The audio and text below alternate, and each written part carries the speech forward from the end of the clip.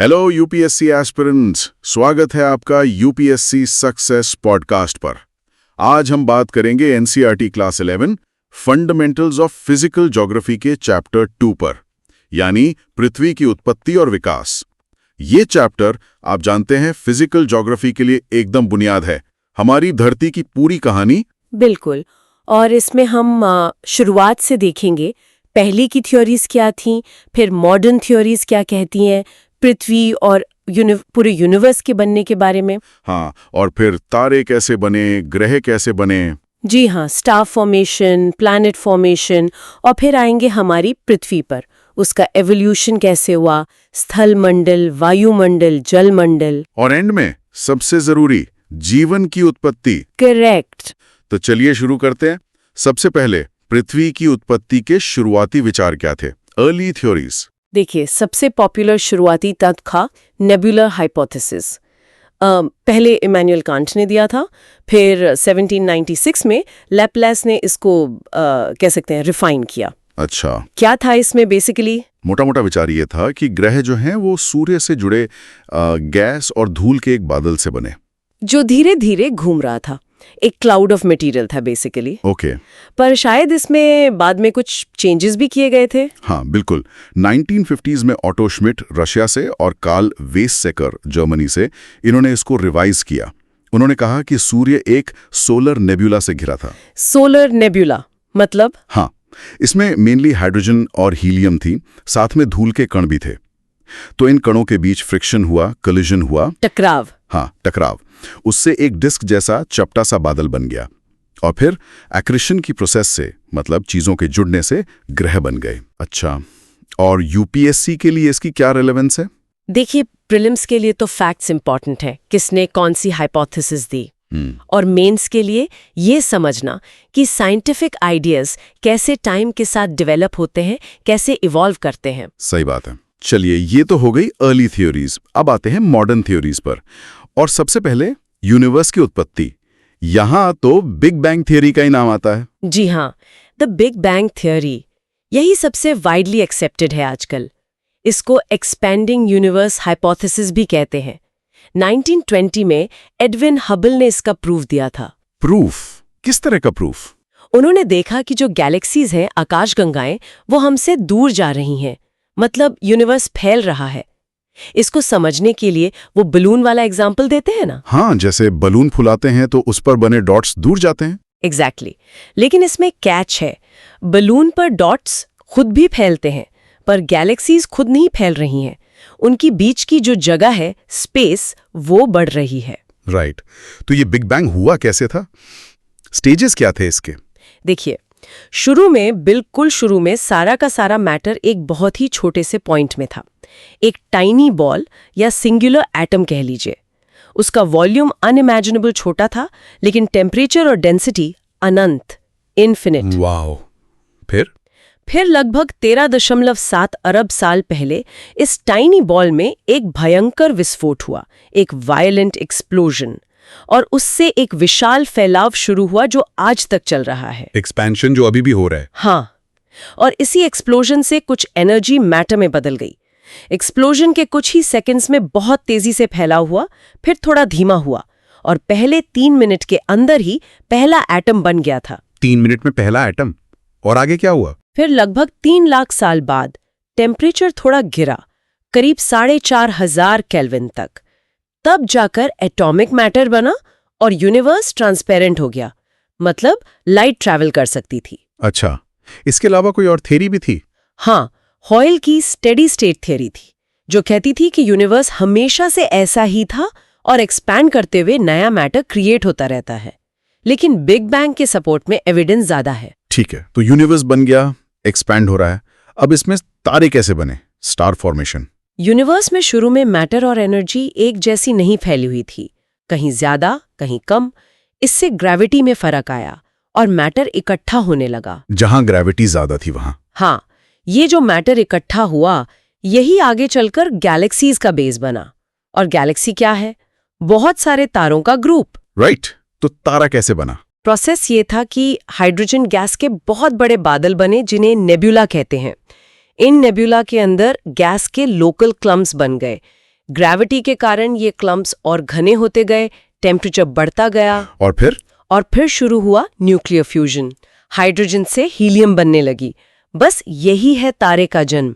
ये प्रोसेस लगभग 5 से 6 अरब साल पहले शुरू हुआ। और यहीं पर लाइट ईयर का कॉन्सेप्ट भी आता है ना? बिल्कुल। लाइट ईयर दूरी का यूनिट है, डिस्टेंस का। एक साल में लाइट कितनी दूर जाती है? बहुत लंबी दूरी है, 9.461 ट्रिलियन किलोमीटर्स के आसपास। जैसे सूरज से पृथ्वी तक लाइट आने में 8.3 मिनट्स लगते हैं। तो ये हो गया तारों का बनना। अब प्लैनेट्स, ग्रहों का निर्माण कैसे हुआ?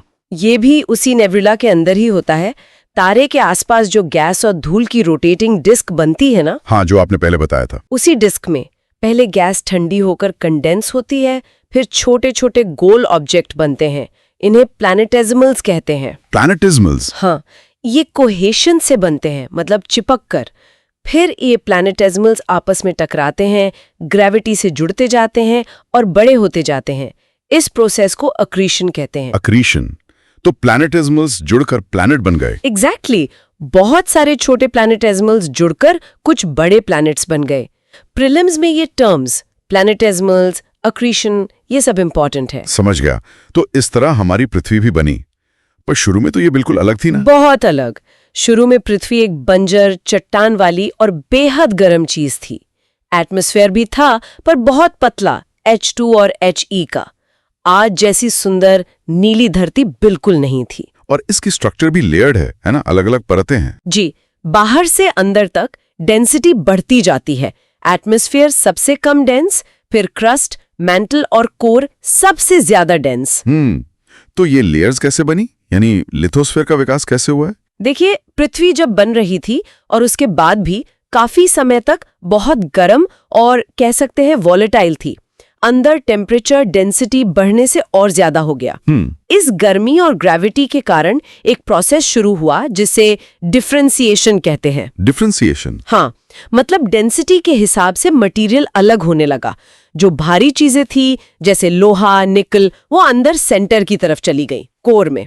और जो हल्की चीजें थी, सिलिकेट्स वगैरह, वो ऊपर सतह की तरफ आ गई। अच्छा, इसलिए कोर हैवी मेटल्स का है और क्रस्ट लाइटर मटेरियल्स का बन गई। एक जायंट इम्पैक्ट भी हुआ था जिससे मून बना। उससे पृथ्वी और गर्म हुई और ये डिफरेंशिएशन प्रोसेस और तेजी से हुआ। इसी से लेयर्स बनी, क्रस्ट, मैंटल, आउटर को, इनर को।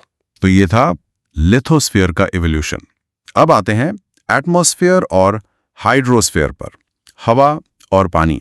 आज का जो एटमॉस्फेयर है उसमें मेनली नाइट्रोजन और ऑक्सीजन है, पर यह हमेशा से ऐसा नहीं था। इसके बनने के 3 मेन स्टेज हैं। 3 स्टेज कौन कौन से? पहला स्टेज था जो शुरू का H2 He वाला एटमॉस्फेयर था, वो सोलर विंड के कारण उड़ गया, खत्म हो गया। ये सिर्फ अर्थ के साथ नहीं, सभी टेरेस्ट्रियल प्लैनेट्स के साथ हुआ।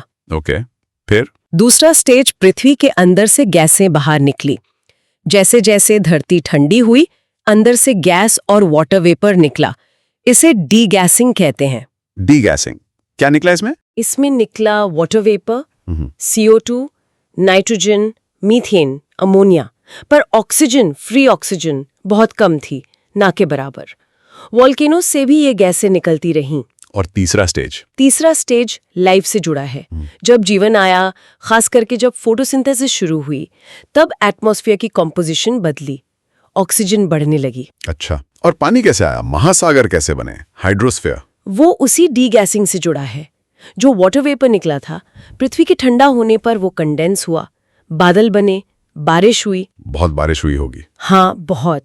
और जो CO2 थी एटमॉस्फेयर में, वो बारिश के पानी में घुल गई, जिससे टेम्परेचर और गिरा और बारिश हुई।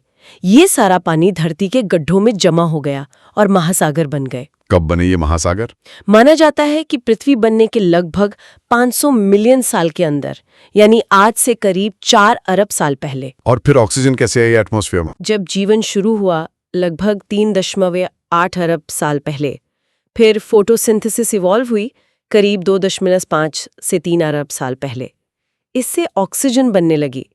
पहले ये सारी ऑक्सीजन समुद्र में घुलती रही।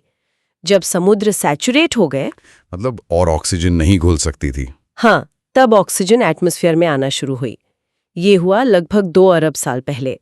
इसे ग्रेट ऑक्सीडेशन इवेंट भी कहते हैं। कमाल है। तो प्रीलिम्स के लिए डीगैसिंग, एटमॉस्फेयर के components, ocean formation timeline, oxygenation, ये सब इंपॉर्टेंट हो गया। जी बिल्कुल। और मेंस के लिए इन सब का इंटरलिंकेज, लिथोस्फीयर, एटमॉस्फेयर, हाइड्रोस्फीयर और बायोस्फीयर कैसे एक साथ इवॉल्व हुए। सही। अब आते हैं आखिरी लेकिन शायद सबसे फैसिनेटिंग पार्ट पर, ओरिजिन ऑफ लाइफ, जीवन की उत्पत्ति। ये पृथ्वी के एवोल्यूशन का लास्ट चैप्टर है एक तरह से। शुरू में तो पृथ्वी पर लाइफ के लिए कंडीशंस थी ही नहीं। तो कैसे शुरू हुआ? आज के साइंटिस्ट मानते हैं कि लाइफ की शुरुआत एक केमिकल रिएक्शन से हुई। पहले कॉम्प्लेक्स ऑर्गेनिक मॉलिक्यूल्स बने, फिर वो असेंबल हुए, और ये कॉम्बिनेशन ऐसा था कि वो खुद को डुप्लीकेट कर सकते थे। डुप्लीकेट मतलब रिप्रोड्यूस? एक तरह से अपनी कॉपी बना सकते थे और नॉन लिविंग मैटर को लिविंग मैटर में बदल सकते थे।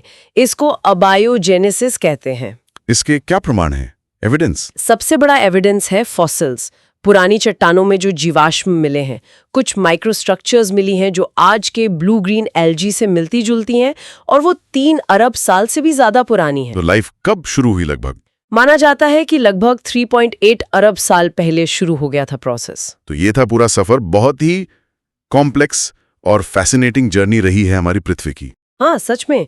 तो हमने देखा नेबुला हाइपोथेसिस से शुरू करके बिग बैंग थ्योरी समझी, फिर तारे कैसे बने, ग्रह कैसे बने, नेबुला, प्लैनेटेसिमल्स, एक्रीशन प्रोसेस। हाँ, फिर पृथ्वी का एवोल्यूशन, लिथोस्फीयर में डिफरेंशिएशन प्रोसेस, एटमॉस्फेयर और हाइड्रोस्फीयर में डीगैसिंग, फोटोसिंथेसिस का रोल, और आखिर में ओरिजिन ऑफ लाइफ। बिल्कुल। इस पूरी कहानी को समझना ये ना सिर्फ हमें अपने प्लैनेट को अप्रिशिएट करने में मदद करता है, बल्कि यूपीएससी जैसे एग्जाम्स के लिए एक सॉलिड फाउंडेशन भी देता है। और अंत में एक सवाल सोचने के लिए छोड़ जाते हैं अपने लिसनर्स के लिए। हाँ। अगर पृथ्वी का विकास इतने सारे अलग अलग स्टेजेस, इतने चांस इवेंट्स और इतने लंबे समय का नतीजा है, तो इस विशाल ब्रह्मांड में लाइफ कितनी कॉमन या कितनी रेयर हो सकती है? और ये जानकारी हमारे अपने प्लैनेट को प्रोटेक्ट करने की जो हमारी जिम्मेदारी है, उस पर क्या असर डालती है? ये सच में सोचने वाली बात है।